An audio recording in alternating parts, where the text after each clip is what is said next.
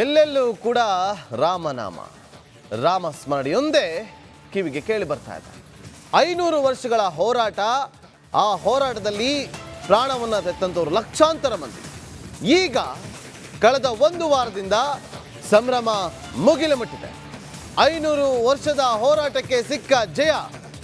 ಸ್ವಾತಂತ್ರ್ಯ ಬಂದಾಗ ಯಾವ ರೀತಿಯಾಗಿ ಸಂಭ್ರಮ ಮನೆ ಮಾಡಿತ್ತು ದೇಶದಲ್ಲಿ, ಅದೇ ರೀತಿಯಾಗಿ ರಾಮ ಜನ್ಮ ಭೂಮಿಯಲ್ಲಿ ರಾಮ ಮಂದಿರ ಉದ್ಘಾಟನೆಯ ಕ್ಷಣಗಣನೆ ಆರಂಭ ಆದಾಗಿನಿಂದಲೂ ಕೂಡ ಅದೇ ರೀತಿಯಾದಂತಹ ಸಂಭ್ರಮ ಮುಗಿಲು ಮುಟ್ಟಿದೆ. ರಿಪಬ್ಲಿಕ್ ಕನ್ನಡದ ಅತಿ ದೊಡ್ಡ ತಂಡದಿಂದ ನಿರಂತರ ವರದಿ ನಮ್ಮ ವೀಕ್ಷಕರಿಗೆ ಕೊಡುವಂಥ ಕೆಲಸವನ್ನು ಮಾಡ್ತಾ ಇದೆ. ಕ್ಷಣ ಕ್ಷಣದ ಲೈವ್ ಅಪ್ಡೇಟ್ಗಳನ್ನು ನೀವು ರಿಪಬ್ಲಿಕ್ ಕನ್ನಡದಲ್ಲಿ ನೋಡೋದಕ್ಕೆ ಮಾತ್ರ ಸಾಧ್ಯ. ಯಾವುದೇ ಚಾನೆಲ್ನ ಕಂಪೇರ್ ಮಾಡಿ, ಯಾವುದೇ ಚಾನೆಲ್ ಜೊತೆಯಲ್ಲಿ ಕಂಪೇರ್ ಮಾಡಿ, ರಿಪಬ್ಲಿಕ್ ಕನ್ನಡ ಅತಿ ದೊಡ್ಡ ಕವರೇಜ್ ಅನ್ನ ಮಾಡ್ತಾ ಇದೆ. ಸಾಟಿ ಇಲ್ಲದ ಲೈವ್ ಕವರೇಜ್ ಅನ್ನ ನಮ್ಮ ವೀಕ್ಷಕರಿಗೆ ಕೊಡುವಂತ ಕೆಲಸವನ್ನ ರಿಪಬ್ಲಿಕ್ ತಂಡ ಅಯೋಧ್ಯೆಯ ರಾಮ ಜನ್ಮ ಭೂಮಿಯಲ್ಲಿ ನಿಂತು ಮಾಡುವಂತ ಕೆಲಸವನ್ನ ಮಾಡ್ತಾ ಇದೆ. Non stop mega coverage, non stop mega coverage. ನಾಳೆ ಬೆಳಗ್ಗೆಯಿಂದಲೂ ಕೂಡ ಲೈವ್ ಕವರೇಜ್ ಇರುತ್ತೆ. ಏನೆಲ್ಲ ಆಗುತ್ತೆ, ವಿಧಿವಿಧಾನಗಳು, ಪ್ರಾರ್ಥನೆ, ಪೂಜೆ, ಸಂಭ್ರಮಾಚರಣೆ ಎಲ್ಲವನ್ನು ಕೂಡ ನಿರಂತರವಾಗಿ ಲೈವ್ ಕವರೇಜ್ ಅಲ್ಲಿ ನೀವು ರಿಪಬ್ಲಿಕ್ ಕನ್ನಡದಲ್ಲಿ ಮಾತ್ರ ನೋಡೋದಕ್ಕೆ ಸಾಧ್ಯ. ಪ್ರಾಣ ಪ್ರತಿಷ್ಠಾಪನೆ ಎಷ್ಟೊತ್ತಿಗಾಗುತ್ತೆ, ಪ್ರಧಾನಿ ನರೇಂದ್ರ ಮೋದಿ ಅವರು ಎಷ್ಟೊತ್ತಿಗೆ ಬರ್ತಾರೆ, 7,500 VIP ಹೇಗೆ ಬರ್ತಾರೆ, ಅವರಿಗೆ ಏನೆಲ್ಲ ಸಿದ್ಧತೆಗಳನ್ನು ಮಾಡಿಕೊಳ್ಳಲಾಗಿದೆ, ಎಲ್ಲ ಅಪ್ಡೇಟ್ಗಳನ್ನು ನೀವು ರಿಪಬ್ಲಿಕ್ ಕನ್ನಡದ ಸ್ಕ್ರೀನ್ ಮೇಲೆ ಮಾತ್ರ ನೋಡೋದಕ್ಕೆ ಸಾಧ್ಯ. ನೋಡಿ, ರಾಮ ಮಂದಿರ ಯಾವ ರೀತಿಯಾಗಿ ಸಿದ್ಧಗೊಂಡಿದೆ ಹೂವಿನ ಅಲಂಕಾರದ ಮೂಲಕ ಅನ್ನೋದನ್ನ ನೀವು ನಮ್ಮ ಸ್ಕ್ರೀನ್ ಮೇಲೆ ನೋಡ್ತಾ ಇದ್ದೀರಾ. ಇದು ಎಕ್ಸ್ಕ್ಲೂಸಿವ್ ದೃಶ್ಯಾವಳಿ. ಇದು ನೋಡಿ, ರಾಮ ಮಂದಿರದ ಗರ್ಭಗುಡಿಯ ಮೇಲೆ ಗೋಪುರ ಇದೆಯಲ್ಲ, ಆ ಗೋಪುರಕ್ಕೆ ಈಗ ಹೂವಿನಲ್ಲಿ ಅಲಂಕಾರವನ್ನು ಮಾಡಲಾಗ್ತಾ ಇದೆ. ಇನ್ನೂ ಕೂಡ ಮುಂದುವರೆದಿದೆ. ಸಂಜೆ ಅಷ್ಟೊತ್ತಿಗೆ ನೀವು ರಾಮ ಮಂದಿರವನ್ನು ನೋಡಿದ್ರೆ ಕಂಪ್ಲೀಟ್ ಆಗಿ ಹೂವಿನಲ್ಲಿ ಅಲಂಕಾರಗೊಂಡಿರುತ್ತೆ. ಬಹುತೇಕ ಸಿದ್ಧತೆ ಆಗಿದೆ, ಬಹುತೇಕ ಸಿದ್ಧತೆಗಳು ಕಂಪ್ಲೀಟ್ ಆಗಿದೆ. ಕೇವಲ 20% ಮಾತ್ರ ಬಾಕಿ ಇದೆ.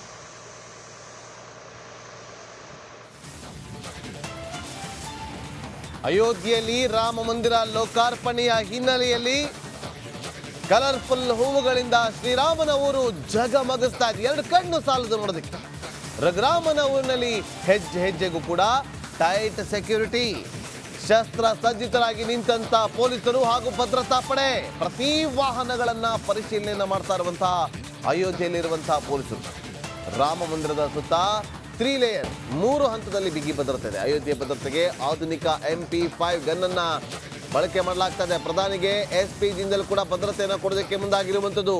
ನೋಡಿ, ಈಗಲೂ ನಾನು ಹೇಳ್ತಾ ಇದ್ದೀನಿ, ಈ ಭದ್ರತೆ ಜನಸಾಮಾನ್ಯರಿಗೆ ಮಾತ್ರ, ಶ್ರೀರಾಮನಿಗೆ ಅಲ್ಲ. ಜನಸಾಮಾನ್ಯರಿಗೆ ಮಾತ್ರ, ಶ್ರೀರಾಮನಿಗೆ ಅಲ್ಲ. ನೋಡಿ ನೋಡಿ, SPG ಟೀಮ್ ಯಾವ ರೀತಿಯಾಗಿ ಭದ್ರತಾ ಪಡೆಗಳು ಸಿದ್ಧಗೊಂಡಿದೆ ಅಂತೇಳಿ. ನಿನ್ನೆ ರಾತ್ರಿ 8 ಗಂಟೆಗೆ ಅಯೋಧ್ಯ ಗಡಿ ಭಾಗವನ್ನು ಕ್ಲೋಸ್ ಮಾಡಿದ್ದಾರೆ. ಯಾರನ್ನು ಕೂಡ ಒಳಗಡೆ ಹೋಗೋದಕ್ಕೆ ಬಿಡ್ತಾ ಇಲ್ಲ, ಯಾರನ್ನು ಕೂಡ ಒಳಗಡೆ ಹೋಗೋದಕ್ಕೆ ಬಿಡ್ತಾ ಇಲ್ಲ. ಇದು ಹಬ್ಬ ಆಚರಣೆ ಮಾಡ್ತಾ ಇದ್ದೀವಿ. ಹಬ್ಬ ಆಚರಣೆನ ಮಾಡ್ತಾ ಇರುವಂಥ ಹಿನ್ನೆಲೆಯಲ್ಲಿ ಅಲ್ಲಿಗೆ ದೇಶ ವಿದೇಶಗಳಿಂದ ಗಣ್ಯರು ಆಗಮಿಸುತ್ತಿದ್ದಾರೆ. ಅವರಿಗೆ ಭದ್ರತೆಯನ್ನು ಕೊಡುವ ಕೆಲಸವನ್ನ ಮಾಡಬೇಕಾಗಿರೋ ಕರ್ತವ್ಯವನ್ನ ಮಾಡಲಾಗ್ತಾ ಇದೆ ಎನ್ನುವ ವಿಚಾರಗಳನ್ನ ಖುದ್ದು CM ಯೋಗಿ ಆದಿತ್ಯನಾಥ್ ಅವರು ಕೊಟ್ಟಿದ್ದಾರೆ. ನೋಡಿ, ಒಂದು ಕಡೆ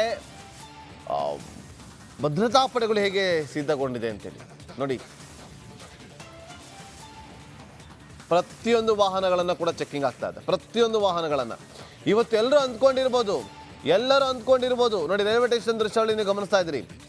ರಿಪಬ್ಲಿಕ್ ಕನ್ನಡ ಟೀಮ್ ಏನು ಅಷ್ಟೊಂದು ಎಲ್ಲ ಕಡೆ ಸುಲಲಿತವಾಗಿ ಓಡಾಡಿಕೊಂಡು ಅಪ್ಡೇಟ್ಗಳನ್ನ ಕೊಡ್ತಾ ಇದ್ದು, ಖಂಡಿತ ಅದು ಸುಮ್ಮನೆ ಮಾಡ್ತಾ ಇಲ್ಲ. ಅದು ತುಂಬ ಕಷ್ಟ ಇದೆ ಅವ್ರಿಗೆ, ಬಹಳ ಕಷ್ಟ. ಹೆಜ್ಜೆ ಹೆಜ್ಜೆಗೂ ಕೂಡ ಅವರನ್ನು ತಪಾಸಣೆಗೊಳಪಡಿಸ್ತಾ ಇದ್ದಾರೆ. ಮೀಡಿಯಾದವರಾಗಿರಲಿ ಅಥವಾ ಜನಸಾಮಾನ್ಯರಾಗಲಿ ಎಲ್ಲರಿಗೂ ಕೂಡ ಒಂದೇ. ಹೆಜ್ಜೆ ಹೆಜ್ಜೆಗೂ, ಒಂದು ಹೆಜ್ಜೆಯಿಂದ 10 ಹೆಜ್ಜೆ ಮುಂದೆ ಇಡಬೇಕು ಅಂದ್ರೂ ಕೂಡ ಪೊಲೀಸರು ಅವರನ್ನು ಚೆಕಿಂಗ್ ಮಾಡ್ತಾರೆ. ನಮ್ಮ ರಿಪಬ್ಲಿಕ್ ಟೀಮನ್ನು ಚೆಕಿಂಗ್ ಮಾಡ್ತಾರೆ. ಆದರೂ ಕೂಡ ನಮ್ಮ ತಂಡ, ಅವರ ಅಜೆಂಡಾ ಅಯೋಧ್ಯೆಯಿಂದ ಲೈವ್ ಕವರೇಜನ್ನು, ಅಪ್ಡೇಟ್ಗಳನ್ನು ಕೊಡಬೇಕು ಅನ್ನೋದು ಅಷ್ಟೇ ಮಾಡ್ತಿದ್ದಾರೆ. ಸುಲಲಿತವಾಗಿ ಓಡಾಡ್ಕೊಂಡಲ್ರಿ ವರದಿ ಮಾಡ್ತಾ ಇಲ್ಲ. ಹೆಜ್ಜೆ ಹೆಜ್ಜೆಗೂ ಕೂಡ ಸೆಕ್ಯೂರಿಟಿ ನಡುವೆ ಅವರು ರಿಪೋರ್ಟನ್ನು ಮಾಡ್ತಿದ್ದಾರೆ, ಅಪ್ಡೇಟ್ಗಳನ್ನು ಕೊಡ್ತಾರೆ. ಜಯಪ್ರಕಾಶ್ ಶೆಟ್ಟಿ, ಸ್ಮಿತಾ ರಂಗನಾಥ್, ಶ್ರುತಿ ಕಿತ್ತೂರು, 3 ಜನ ಜೊತೆಗೆ ಅವರ 3 ಜನರಲ್ಲಿ ನಮ್ಮ 3 ಜನ ಕ್ಯಾಮ್ರಾಮನ್ಗಳು. ಓವರಾಲ್ ರಿಪಬ್ಲಿಕ್ ಮೀಡಿಯಾ ನೆಟ್ವರ್ಕ್ನಿಂದ 20ಕ್ಕಿಂತ ಹೆಚ್ಚು ಜನ ಅಲ್ಲಿಗೆ ಹೋಗಿ ಕ್ಷಣದ ಅಪ್ಡೇಟನ್ನು ಕೊಡ್ತಿದ್ದೆ.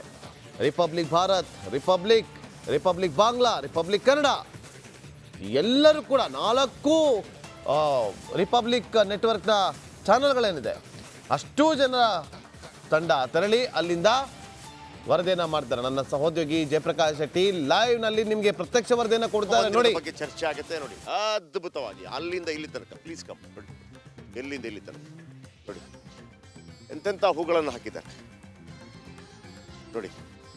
ನೋಡಿ ಅಲ್ಲಿ ಓಂ, ಇದು ನಮಗೆ ಅನ್ಸುತ್ತೆ ಇದು ಬಾಲರಾಮನ ಬಾಲಕೃಷ್ಣನ್ ಅಂತೇಳಿ, ಆದರೆ ಬಿಲ್ಲು ಬಾಣ ಇದ್ದ ಕಾರಣಕ್ಕಾಗಿ ಅದು ಬಾಲರಾಮ. ಇನ್ನು ಮುಂದೆ ಬಾಲರಾಮನ ಸ್ಟೋರಿಗಳು ಕೂಡ ಬಹಳ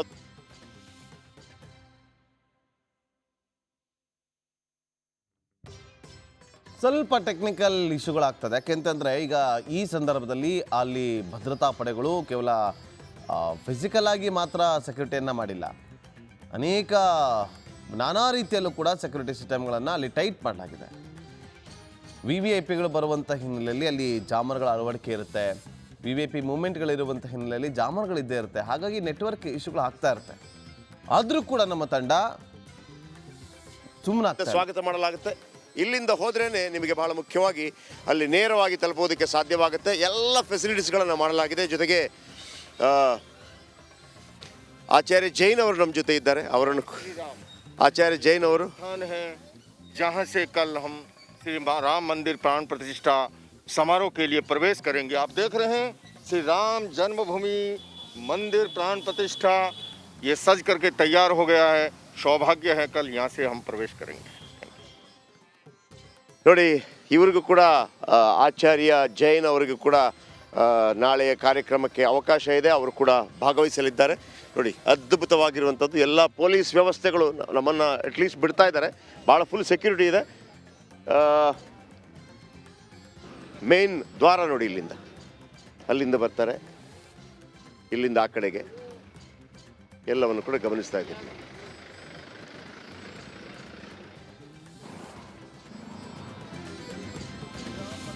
ಕ್ಯಾಮ್ರಾ ಪರ್ಸನ್ ರಾಜು ಜೊತೆ ಜಯಪ್ರಕಾಶ್ ಶೆಟ್ಟಿ, ಅಯೋಧ್ಯೆಯಿಂದ ರಿಪಬ್ಲಿಕ್ ಕನ್ನಡಕ್ಕಾಗಿ. ನಮಸ್ಕಾರ. ನೋಡಿ, ಈ ಕ್ಷಣದ ಅದು ಲೈವ್ ಪ್ರತ್ಯಕ್ಷ ವರದಿ ನೋಡಿ. ಗಣ್ಯಾತಿ ಗಣ್ಯರು ಆ ಒಂದು ಅಯೋಧ್ಯೆ ರಾಮ ಮಂದಿರ ಒಳಗಡೆ ಪ್ರವೇಶ ಮಾಡ್ತಾರಲ್ವ, ನಾವು ಎಂಟ್ರೆನ್ಸ್ ಅಂತ ಕರಿತೀವಲ್ಲ, ಆ ಎಂಟ್ರೆನ್ಸ್ನಲ್ಲಿ ಯಾವ ರೀತಿಯಾಗಿ ಸಿಂಗಾರವನ್ನು ಮಾಡಲಾಗಿದೆ ಅಂತೇಳಿ. ಸಿಂಗಾರ ಮಾಡಲಾಗಿದೆ, 2 ಕಣ್ಣು ಸಾಲೋದಿಲ್ಲ. ಅಲ್ಲಿ ನಾವು ಇಲ್ಲಿ ಕೂತು ನೋಡೋದಕ್ಕಿಂತ ಅಲ್ಲಿ ನಿಂತ್ಕೊಂಡು ನೋಡ್ತಿರ್ತಾರಲ್ಲ, ವರದಿಯನ್ನು ಮಾಡ್ತಾರಲ್ಲ, ಅವರ ಸಂಭ್ರಮ ನೋಡ್ಬೇಕು ನೀವು. ನನ್ನ ಸಹೋದರಿ ಜಯಪ್ರಕಾಶ್ ಶೆಟ್ಟಿ ನಿಂತಿದ್ರಲ್ಲ, ಅಲ್ಲಿ ಯಾವ ಮಾಧ್ಯಮದವರು ಕೂಡ ಹೋಗಿಲ್ಲ. ನಮ್ಮ ಟೀಮ್ ಅಲ್ಲಿ ಹೋಗಿದೆ, ರಿಪಬ್ಲಿಕ್ ಕನ್ನಡ. ಅಲ್ಲಿ ವೆಹಿಕಲ್ಗಳು ಅಂದರೆ ಮಾಧ್ಯಮದವರ ವಾಹನಗಳನ್ನು ಓಡಾಡೋದಕ್ಕೆ ಬಿಡ್ತಾ ಇಲ್ಲ, ನಡೆದುಕೊಂಡೇ ಹೋಗಬೇಕು. ಅವರು ಸ್ಟೇ ಆಗಿರುವಂಥ ಜಾಗದಿಂದ ಸುಮಾರು 3-4 ಕಿಲೋಮೀಟರ್ ದೂರ ನಡೆದುಕೊಂಡು ಹೋಗಿ, ಅಂದರೆ ಹೆಜ್ಜೆ ಹೆಜ್ಜೆಗೂ ಕೂಡ ಸೆಕ್ಯೂರಿಟಿ ಚೆಕಿಂಗ್, ಎಲ್ರಿಗೂ ಕೂಡ ಅವರಿಗೆ ಪರ್ಮಿಷನ್ ತಗೊಂಡು ನಾವು ಈ ಥರ ವರದಿಯನ್ನು ಮಾಡ್ತಾ ಇದ್ದೀವಿ ಅಂತ ಹೇಳಿ ಮುಂದೆ ಹೋಗಿ ಅಲ್ಲಿಗೆ ತಲುಪಿ, ಅಲ್ಲಿಂದ ನೋಡಿ ಯಾರು ಕೂಡ ಅಲ್ಲಿ ಹೋಗಿಲ್ಲ ಆ ಜಾಗಕ್ಕೆ, ಅಲ್ಲಿಂದ ಪ್ರತ್ಯಕ್ಷ ವರದಿಯನ್ನು ಕೊಟ್ಟಿದ್ದಾರೆ ನನ್ನ ಸಹೋದರಿ ಜಯಪ್ರಕಾಶ್ ಶೆಟ್ಟಿ ಅವರು.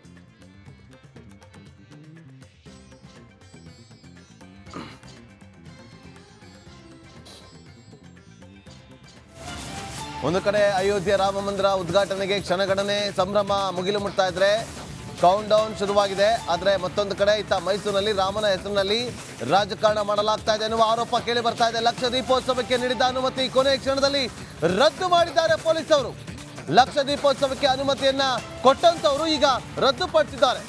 ಅನುಮಾನಕ್ಕೆ ಕಾರಣವಾದಂತಹ ಪೊಲೀಸರ ಅನುಮತಿಯ ನಿರಾಕರಣೆ. ಜನವರಿ 22ರಂದು ಮೈಸೂರಿನಲ್ಲಿ ಲಕ್ಷ ದೀಪೋತ್ಸವಕ್ಕೆ ಸಕಲ ರೀತಿಯಲ್ಲಿ ಸಿದ್ಧತೆಯನ್ನು ಮಾಡಿಕೊಳ್ಳಲಾಗಿತ್ತು. ರಾಮ ಮಂದಿರ ಉದ್ಘಾಟನೆಗೆ ಅಂತೇಳಿ ನಾವು ಮೈಸೂರಿನಲ್ಲಿ ಲಕ್ಷ ದೀಪೋತ್ಸವವನ್ನು ಮಾಡ್ತೀವಿ ಅಂತೇಳಿ ಪಾಂಪ್ಲೆಟ್ಗಳನ್ನು ಮಾಡಿ, ಭಿತ್ತಿ ಪತ್ರಗಳನ್ನು ಹಂಚಿ ಎಲ್ಲ ಸಿದ್ಧತೆಗಳನ್ನು ಮಾಡಿಕೊಂಡಿದ್ರು. ಆದರೆ ಕೊನೆಯ ಕ್ಷಣದಲ್ಲಿ ಅದನ್ನು ಕ್ಯಾನ್ಸಲ್ ಮಾಡಿದ್ದಾರೆ, ಅನುಮತಿಯನ್ನು ನಿರಾಕರಿಸಿದ್ದಾರೆ.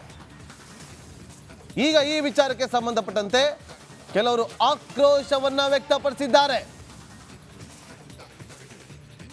ನಮ್ಮ ಮೈಸೂರು ಪ್ರತಿನಿಧಿ ವಿನೋದ್ ನೇರ ಸಂಪರ್ಕದಲ್ಲಿ ಜಾಯ್ನ್ ಆಗಿದ್ದಾರೆ. ವಿನೋದ್, ಏನ್ ಕಾರಣ, ಯಾಕೆ ನಿರಾಕರಣೆ ಮಾಡಿರೋದು ಪೊಲೀಸ್ ಇಲಾಖೆ?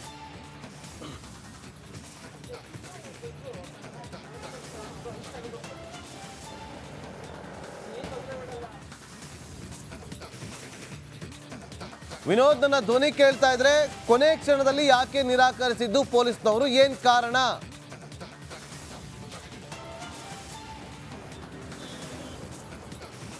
ನಾಗೇಂದ್ರ, ಬಹಳ ಪ್ರಮುಖವಾಗಿ ಈಗಾಗಲೇ ಇಡೀ ದೇಶ ಸಡಗರ ಸಂಭ್ರಮದಲ್ಲಿದೆ. ನಾಳೆ ಅಯೋಧ್ಯೆಯಲ್ಲಿ ರಾಮಲಾಲನ ಏನು ಒಂದು ಪ್ರಾಣ ಪ್ರತಿಷ್ಠಾಪನೆ ಆಗ್ತಾ ಇದೆ. ಈ ಒಂದು ಕಾರ್ಯಕ್ರಮಕ್ಕೆ ನರೇಂದ್ರ ಮೋದಿ ಅವರೇ ಖುದ್ದು ದೀಪಾವಳಿಯ ರೀತಿಯಲ್ಲಿ ಆಚರಿಸಬೇಕು, ಪ್ರತಿ ಮನೆಗಳಲ್ಲೂ ಕೂಡ ದೀಪವನ್ನು ಬೆಳಗಬೇಕು ಅಂತೇಳಿ ಕರೆಯನ್ನು ಕೊಟ್ಟಿದ್ರು. ಈಗಾಗಲೇ ಏನು ಮೈಸೂರಿನ ಅಶೋಕ ರಸ್ತೆಯಲ್ಲಿರುವಂತಹ ವಾಸವಿ ಮಂದಿರದಲ್ಲಿ 1 ಲಕ್ಷ ದೀಪವನ್ನು ಹಚ್ಚೋದಕ್ಕೆ ಸಾಕಷ್ಟು ಸಿದ್ಧತೆಗಳನ್ನ ಮಾಡ್ಕೊಂಡಿದ್ರು. ಆದರೆ ಇದಕ್ಕೆ ಅನುಮತಿಯಲ್ಲೇ ಕೇಳಿ ಪೊಲೀಸರು ಕೂಡ ಒಂದು ಪತ್ರವನ್ನು ಕೊಟ್ಟಿದ್ರು. 19ನೇ ತಾರೀಕು ಅಂದರೆ ಕಳೆದ 2 ದಿನಗಳ ಹಿಂದೆ ಈ ಒಂದು ಅನುಮತಿ ಪತ್ರವನ್ನ ನಿರಾಕರಣೆ ಮಾಡಲಾಗಿದೆ. ಬಹಳ ಪ್ರಮುಖವಾಗಿ ಆ ಅನುಮತಿ ನಿರಾಕರಣೆ ಮಾಡಿ ಕೊಟ್ಟಿರೋ ಉತ್ತರ ಸಾಕಷ್ಟು ಒಂದು ಲಗೆಪಾಳಿಗೆ ಈಡಾಗುತ್ತೆ. ಯಾಕಂತಂದ್ರೆ ಆ ಒಂದು ರಸ್ತೆಯಲ್ಲಿ ಸಾಕಷ್ಟು ಏನು ವಾಹನ ಸಂಚಾರ ಹೋಗುತ್ತೆ. ಸೊ ಹೀಗಾಗಿ ವಾಹನ ದಟ್ಟಣೆ ಆಗೋ ಕಾರಣಕ್ಕಾಗಿ ಈ ಒಂದು ಅನುಮತಿ ನಿರಾಕರಣೆ ಮಾಡ್ತಾ ಇದೆ ಅಂತ ಹೇಳ್ತಾ ಇದ್ದಾರೆ. ರಾಜಕೀಯ ಪಕ್ಷಗಳಿಗೆ ಅಥವಾ ಬೇರೆ ಬೇರೆ ಕಾರ್ಯಕ್ರಮಗಳಿಗೆ ರಸ್ತೆಯನ್ನು ಡೈವರ್ಟ್ ಮಾಡುವಂತಹ ಪೊಲೀಸರು ಇಡೀ ದೇಶ ಸಂಭ್ರಮ ಪಡ್ತಾ ಇರುವಂತಹ ಈ ಒಂದು ಕಾರ್ಯಕ್ರಮಕ್ಕೆ, ಅದರಲ್ಲೂ ಕೂಡ ಲಕ್ಷ ದೀಪವನ್ನು ಆಚರಣೆ ಮಾಡೋದಕ್ಕೆ ಇಡೀ ಮೈಸೂರಿನ ಜನತೆ ಸಿದ್ಧತೆಗಳನ್ನ ಮಾಡ್ಕೊಳ್ತಾ ಇದ್ರು. ಈ ಒಂದು ಕಾರ್ಯಕ್ರಮಕ್ಕೆ ಅನುಮತಿಯಲ್ಲಿ ನಿರಾಕರಣೆ ಮಾಡೋದಕ್ಕೆ ಸಾಕಷ್ಟು ಆಕ್ರೋಶಗಳೀಗ ಹೊರ ಆಗ್ತಾ ಇರುವಂಥದ್ದು.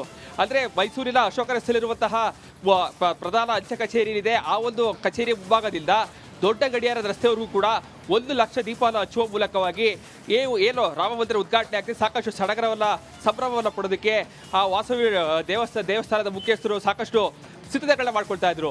ಆದರೆ ಆದರೆ ಕೇವಲ ವಾಹನ ಸಂಚಾರ ದಟ್ಟಣೆ ಆಗುತ್ತೆ, ಜೊತೆಗೆ ಕೆಲ ಮಾಹಿತಿಗಳು ಇರೋ ಕಾರಣಕ್ಕಾಗಿ ಈ ಒಂದು ಅನುಮತಿಯಲ್ಲಿ ನಿರಾಕರಣೆ ಮಾಡಿದ್ದೀವಿ ಅಂತೇಳಿ ಈಗಾಗಲೇ DCP ಮುತ್ತುರಾಜು ಅವರು ಈ ಒಂದು ಅನುಮತಿಗೆ ನಿರಾಕರಣೆ ಮಾಡಿದ್ದಾರೆ. ಈ ಒಂದು ಅನುಮತಿ ನಿರಾಕರಣೆ ಮಾಡಿರೋ ಕಾರಣಕ್ಕಾಗಿ ಈ ಒಂದು ವಿಚಾರದಲ್ಲಿ ಸಾಕಷ್ಟು ರಾಜಕೀಯ ಅಡಗಿದೆ ಅಂತೇಳಿ ಸಾಕಷ್ಟು ಆರೋಪಗಳು ಸಹ ಕೇಳಿ ಬರ್ತಾ ಇರುವಂಥದ್ದು. ಬೇರೆ ಬೇರೆ ಕಾರ್ಯಕ್ರಮಗಳಿಗೆ ಅನುಮತಿಯನ್ನು ಕೊಡುವಂತಹ ಸರ್ಕಾರ ಇರ್ಬೋದು, ಜಿಲ್ಲಾಡಳಿತ ಇರ್ಬೋದು, ಶ್ರೀರಾಮನ ಕಾರ್ಯಕ್ರಮಕ್ಕೆ ಮಾಡ್ತಾ ಇರುವಂತಹ ಲಕ್ಷ ದೀಪೋತ್ಸವಕ್ಕೆ ಅನುಮತಿ ನಿರಾಕರಣೆ ಮಾಡಿದ್ದು ಯಾಕೆ ಅನ್ನುವಂತಹ ಪ್ರಶ್ನೆಗಳಿಗೆ ಸಹಜವಾಗಿ ಮೂಡ್ತಾ ಇದೆ. ಎಲ್ಲರೂ ಕೂಡ ಅನುಮತಿ ಕೊಡದೇ ಇರಲಿ, ನಾಳೆ ಮಾತ್ರ ನಾವು ದೀಪವನ್ನು ಹಚ್ತೀವಿ ಅಂತೇಳಿ ಈಗಾಗಲೇ ಆಯೋಜಕರು ಕೂಡ ಈಗ ರಿಪಬ್ಲಿಕ್ ಕನ್ನಡಗೆ ಮಾಹಿತಿಯನ್ನು ಕೊಟ್ಟಿರುವಂಥದ್ದು. Nagendra Babu. Okay, thank you Vinod ನಿಮ್ಮೆಲ್ಲ ಮಾಹಿತಿಗಾಗಿ. ನೋಡಿ, ಒಂದು ಕಡೆ ಇಲ್ಲಿ ದೀಪೋತ್ಸವಕ್ಕೆ ಅನುಮತಿಯನ್ನು ನಿರಾಕರಿಸಿದ್ರೆ ಮತ್ತೊಂದು ಮೇಜರ್ ಬ್ರೇಕಿಂಗ್ ನ್ಯೂಸ್ ಬರ್ತಾ ಇದೆ. ಅದು ರಾಜ್ಯದಲ್ಲಿ ಸಚಿವರ